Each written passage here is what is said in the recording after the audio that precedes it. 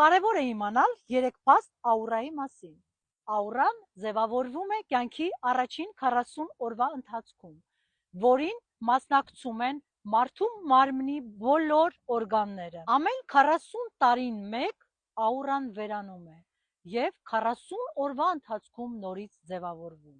Այդ ընթացքում մարդը կորցնում է իր պաշտպանիչ շերտը, առաջին պաշտպանիչ շերտը։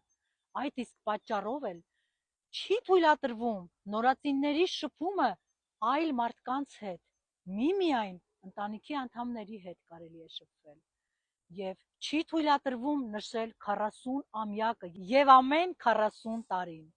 Այդ ընթացքում մարդը անպաշտպան է բոլոր տեսակի վտանգավոր երևույթների նկատմամբ։ Առողջ աուրայի ձևավորման համար կարևոր է եղել նորածնի և մոր առանձնասենյակը օծել մյուրոնով և նրանց բոլոր իրերը նույնպես։